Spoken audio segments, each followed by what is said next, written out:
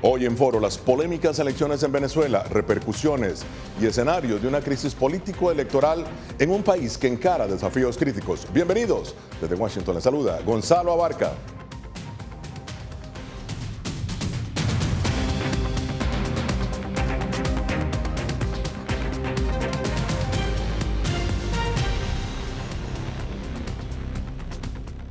Y en Venezuela continúan los disturbios callejeros entre simpatizantes de la oposición y fuerzas gubernamentales luego de los resultados de las polémicas elecciones del domingo 28 de julio, cuando el Consejo Nacional Electoral declaró ganador al presidente Nicolás Maduro para un tercer mandato. El mandatario, que se enfrenta en buena parte de la opinión pública internacional con llamados de transparencia en los resultados, pidió al Tribunal Supremo un peritaje de las elecciones. La oposición, sin embargo, asegura tener las pruebas del triunfo del aspirante Edmundo González Urrutia con 70% de los votos, pero todos los poderes públicos del país han respaldado a Maduro, quien ha amenazado con cárcel a quienes se rebelen o cometan actos de violencia en estas protestas que se realizan ahora mismo. Pero bien, hacemos contacto en Caracas, Venezuela, con Adriana Núñez Rabascal. Adriana, bienvenida. ¿Qué ha pasado en Venezuela en las últimas horas? Adelante. Hola Gonzalo, lo más reciente es el asalto a la sede del comando de campaña de Edmundo González Urrutia y María Corina Machado en la ciudad de Caracas. Hombres armados entraron cerca de las 3 de la mañana, sometieron al personal de vigilancia e hicieron pintas en contra de estas dos personas, María Corina Machado y Edmundo González. Pero más allá de eso, recordemos también el editorial que ha publicado María Corina Machado en The Wall Street Journal, en el que dice que teme por su vida, que teme por la vida de su círculo de trabajo y que incluso está en un escondite en la clandestinidad. Una hora después de haber publicado este artículo, María Corina Machado envió un video en el que llama a la ciudadanía a una movilización el día sábado. Pero durante toda esta semana la insistencia de la oposición ha sido retar al CNE a presentar las pruebas de que Maduro es presidente, pues ellos dicen tener otras pruebas que le dan más de 6 millones de votos a Edmundo González Urrutia. Los ciudadanos militares vieron con sus propios ojos el triunfo de un país frente a una tiranía. Y hoy les enviamos este mensaje. Su deber está defender la soberanía popular y proteger al pueblo de Venezuela.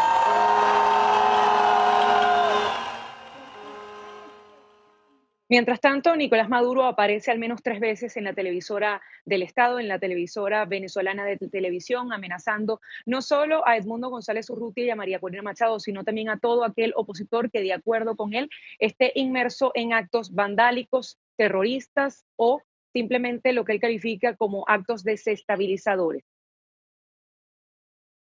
Si me preguntan mi opinión, como ciudadano, te digo, esa gente tiene que estar bajo las rejas, detrás de las rejas. Y tiene que haber justicia en Venezuela. No puede...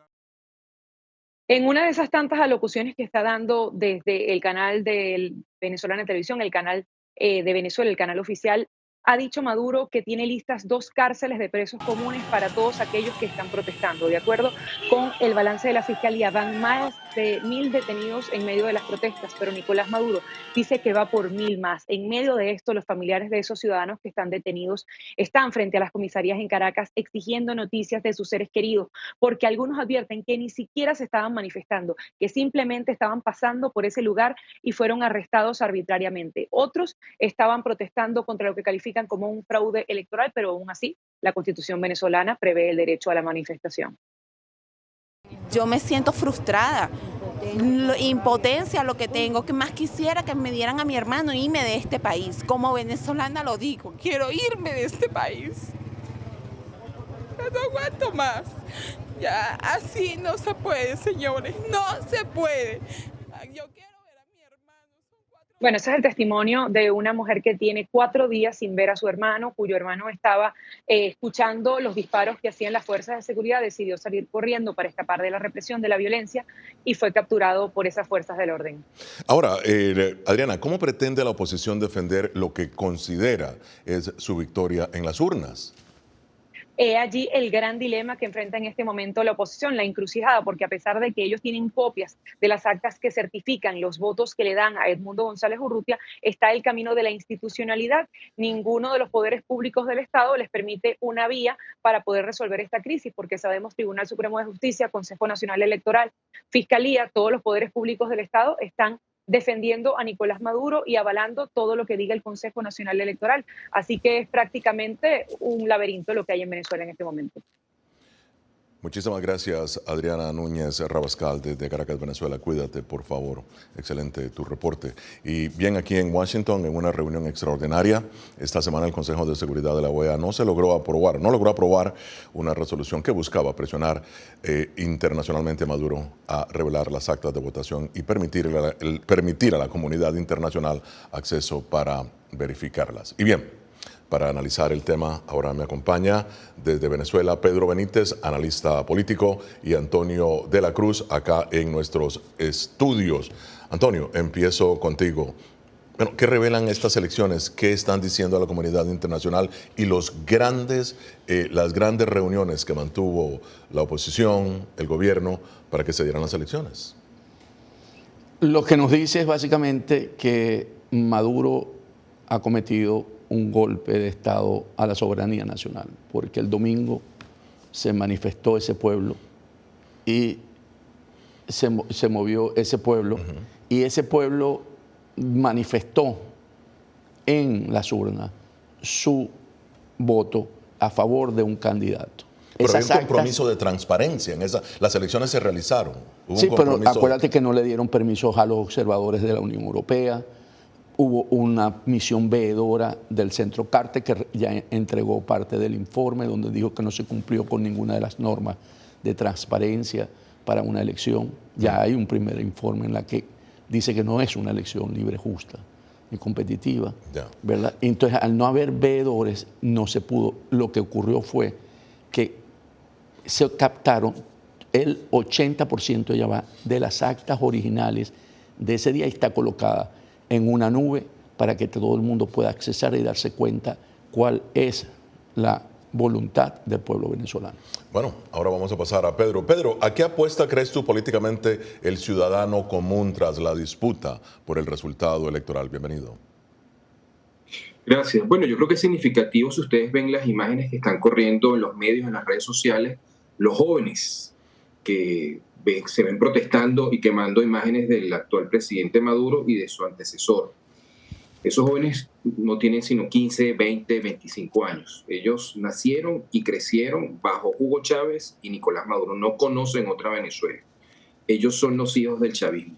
Ellos son hijos de votantes chavistas, porque de hecho las protestas sociales se han dado en las zonas más pobres de las principales ciudades de Venezuela. De modo que lo que está haciendo la maquinaria de represión policial y militar al servicio de Maduro y del general Padrino López es tratar de quebrar la voluntad de resistencia de unos jóvenes que saben que en Venezuela no tiene futuro y que si no hay un cambio político en el país, su única opción de vida es emigrar. Ahora, permíteme acá, y voy a retomar lo que dijiste, de que hubo de que Maduro organismos internacionales, no han tenido acceso a estas actas. Sin embargo, el presidente Maduro ha dicho que hará un peritaje de estas actas. ¿Tu opinión? No, el presidente Maduro no ha dicho nunca que va a hacer un peritaje. El presidente Maduro lo que hizo fue, y dice que las tiene, pero no las muestra. El CNE no las muestra.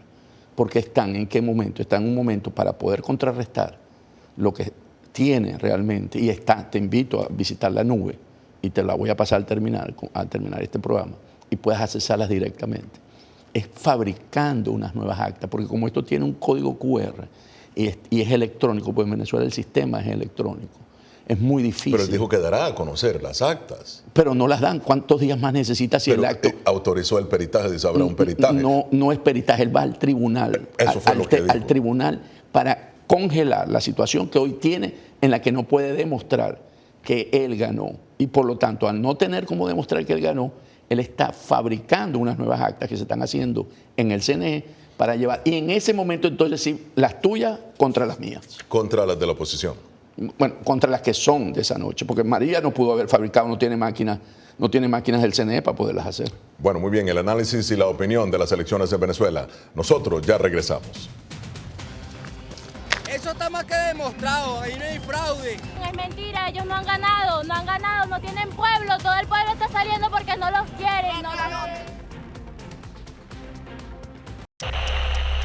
Насправді зараз дуже важко, скажімо так, спрогнозувати, як складеться майбутнє у наших дітей, тому що ми не знаємо, чи просунеться лінія фронту. Якщо вона просунеться ближче сюди, ми будемо змушені виїхати. На майбутнє загадувати щось таке. Ідеальний час був для неї. Мене ракета завтра вб'є.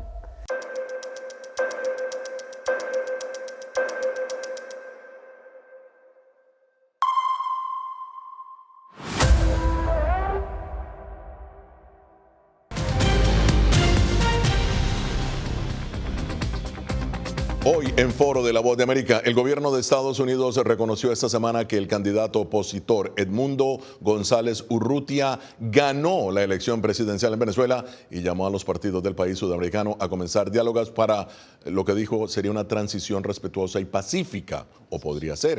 El secretario de Estado Antony Blinken dijo en un comunicado que existe evidencia abrumadora de que el postulado opositor triunfó y el presidente Nicolás Maduro resultó derrotado. Vamos contigo. Fíjate, Pedro, en un comunicado Blinken destacó, dada la abrumadora evidencia, está claro para Estados Unidos y más importante aún para el pueblo venezolano que Edmundo González obtuvo la mayoría de los votos en las elecciones presidenciales. Pero es interesante, no llamó a González presidente electo. Bueno, ¿cómo interpretas todo esto? Bueno, es que según la Constitución venezolana, la transición, el traspaso de marzo tendría que ocurrir el 10 de enero del año 2025, porque Maduro convocó estas elecciones de una manera muy adelantada. Como que aquí la comunidad internacional está metido en un brete, en una situación muy difícil, porque el caso de México, Colombia y Brasil, ustedes seguramente conocen el comunicado que publicaron el día de ayer, países ideológicamente cercanos al chavismo, pues no quieren admitir la validez de las actas emitidas por la máquina del Consejo Nacional Electoral venezolano que exhiben el triunfo de Edmundo González, porque eso sería un Guaidó 2, ese es el temor que ellos tienen. Pero por otra parte, no pueden admitir que Maduro ganó. Entonces no saben qué hacer. Y esta es la situación en la que están metidos los países de la región. Cómo enfrentarse a un gobierno que ha cruzado todas las líneas y ha quemado todas las naves. Porque en Venezuela en este momento lo que hay es una dictadura militar, con una persona, con un civil a la cabeza que es Maduro. Ahora, en tu opinión, ¿cómo interpretas toda esta semántica, si se quiere? Reconoce, según él, Estados Unidos, que podría haber ganado las elecciones, pero no lo llama presidente electo. Porque no se puede nombrar presidente electo hasta que no cumpla el periodo Maduro, que se vence el 10 de enero de 2025, que es cuando asume el nuevo presidente. Y además tiene que ser reconocido por el órgano electoral de Venezuela para ser el presidente electo. Entonces, pero dice, se prepare, ya que no vamos a la semántica, a la transición. Correcto. Cuando tú hablas de transición es porque hay un cambio de gobierno. Yo no hago una transición solamente porque ganó alguien y por supuesto hay que hacer una transición para que llegue esa nueva persona que ellos están reconociendo a ocupar la posición de presidente, porque fueron unas elecciones presidenciales. Bueno, entonces, ¿qué ocurre? ¿Qué es lo que pasa ahorita en Venezuela? El régimen quiere que hablemos de fraude. No, lo dice Pedro también, es un golpe. Lo que a veces es una dictadura militar con un civil en la cabeza. En Venezuela hubo un golpe a la soberanía nacional. Cuando hablamos de golpe, te cambia la dimensión, porque estás hablando de salvar la democracia en Venezuela. Y ese tiene el contexto, y por eso se vuelve una situación internacional, porque estás hablando de una discusión de la defensa de la democracia, que es lo que hoy está planteado, y por eso se habla de cómo hacer una negociación para ver cómo se hace la transición esa que está planteando el secretario Blinken. Pero ahora, Pedro, ¿quién crees tú va a terminar dirimiendo esta disputa en Venezuela? Los militares. Que los militares en este momento están a favor de Maduro. Es correcto, sí. No sabemos cuánto tiempo, porque un régimen no se puede sostener única y exclusivamente por la vía de la represión. Tiene varios pilares. Lo que ha ocurrido es que los restos de legitimidad que Maduro quería mostrar al resto del mundo mediante un proceso electoral que él pensó que iba a ganar porque él subestimó a la oposición, esto es fundamental entenderlo, pues se han venido abajo. El esquema de control social con asesoría de la dictadura castrista cubana terminó de colapsar, como expliqué en la primera parte. Hay una rebelión social precisamente contra el régimen de Maduro, y hay una alternativa política. Es que el gran fracaso de la estrategia cubana en Venezuela pasó por evitar que existiera una alternativa política al régimen, que existiera una oposición organizada, que no existe en Cuba, que no existe en Nicaragua. Bueno, en Venezuela existe. Tiene nombre y apellido, tiene rostro, encabezados por Edmundo González y María Corina Machado. Eso, por supuesto, le está creando ruido a la estructura militar de Maduro. Ahora, esto es Foro de la Voz de América. Somos una fuente de información confiable. Ya regresamos. Esto lo venían ellos vaticinando desde cuando Chávez, que todo era fraude, que todo era trampa. Bueno, y ahora más. El gobierno se salió con la suya. Nos volvió a robar las elecciones. Y bueno, muchos sentimientos encontrados. No me quiero ir de mi país.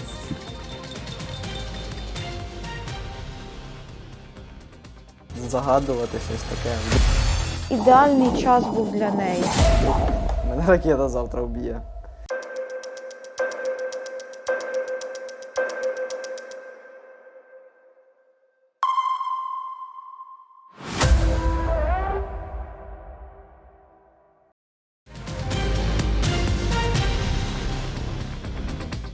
Continuamos en Foro de la Voz de América. Antonio, rápidamente, ¿qué papel entonces debe jugar Estados Unidos? Ya Pedro dijo que aquí quien puede resolver son los militares, Marina López. Pero ahora Estados Unidos, ¿cómo puede Estados Unidos resolver o ayudar a resolver esta crisis? Hay dos niveles para esta solución. La parte militar interna, que es la que lo sostiene, y es una cúpula de la parte militar, ¿verdad?, de las Fuerzas Armadas. En lo interno, porque ellos es lo que lo sostienen en este momento.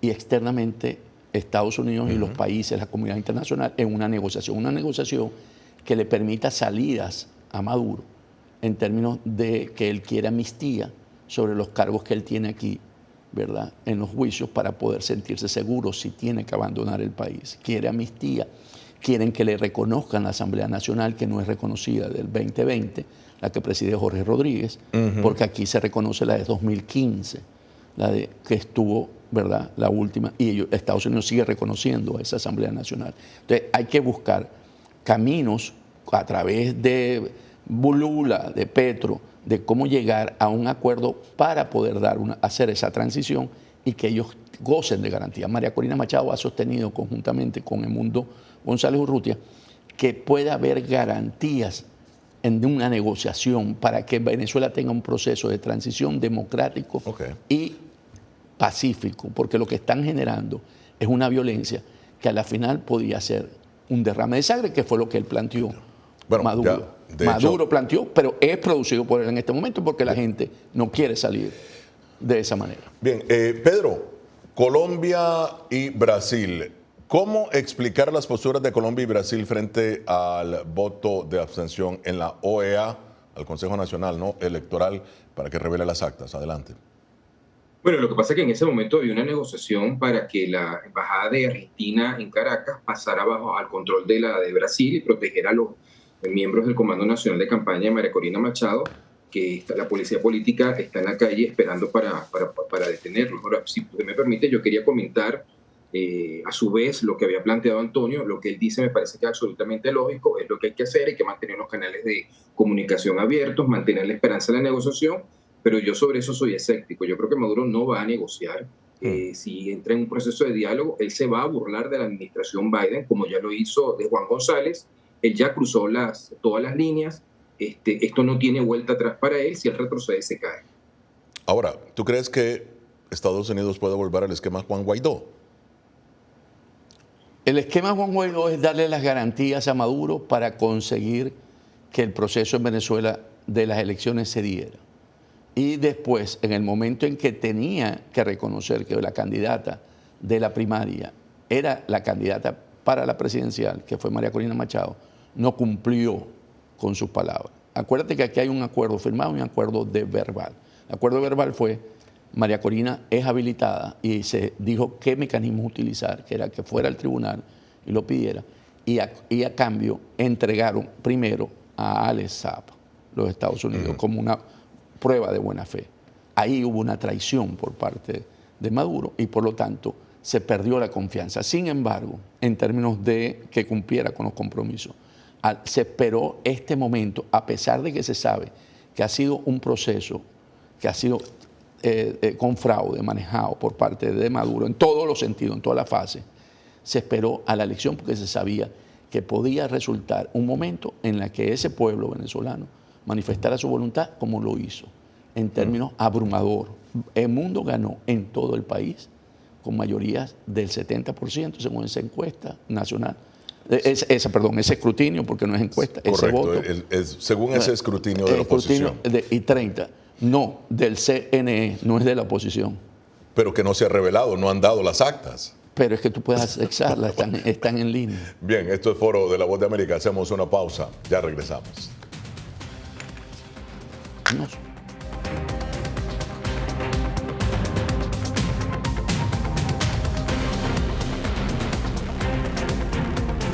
Загадувати щось таке.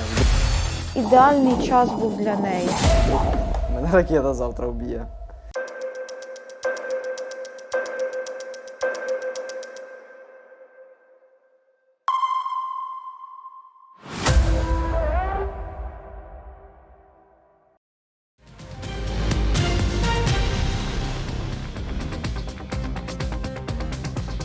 Bien, y ya en la parte final de Foro de la Voz de América. Conclusiones. Empiezo contigo, Pedro. Tus conclusiones sobre lo que sucede en Venezuela y lo que puede venir a futuro. Adelante. Bueno, esta lucha va a continuar. La oposición venezolana está haciendo lo que puede hacer con lo que tiene, lo está haciendo bien. Esto por supuesto, Maduro está esperando que pase este huracán que tiene encima, que la opinión pública mundial se olvide del tema de Venezuela y dar esto por consolidado. Pero por supuesto aquí la oposición va a continuar resistiendo. Hay un mensaje muy claro de María Corina Machado de que ella va a seguir aquí. Eso es fundamental para mantener esta lucha. Antonio, tu análisis. Estamos en un proceso que no se va a resolver en el muy corto plazo. Estos son procesos que toman tiempo, ¿verdad? Hay una propia experiencia venezolana en el 58 con Pérez Jiménez, que convoca un referéndum, lo pierde y se queda en el poder. Y el 23, un mes más tarde, 23 de enero, coge la maleta y se va para España. O sea, son procesos que toman tiempo porque como es un momento donde hiciste un golpe de Estado, entonces no se dirime por instituciones internas que controlan el país, se dirime con presión internacional muy rápidamente, para ponerlo. Invasión rusa a Ucrania. Eso no se dirimía en ese momento, sino por la fuerza que hizo Occidente cuando se vio atacado. Apoyó y condenó y le puso sanciones a Putin.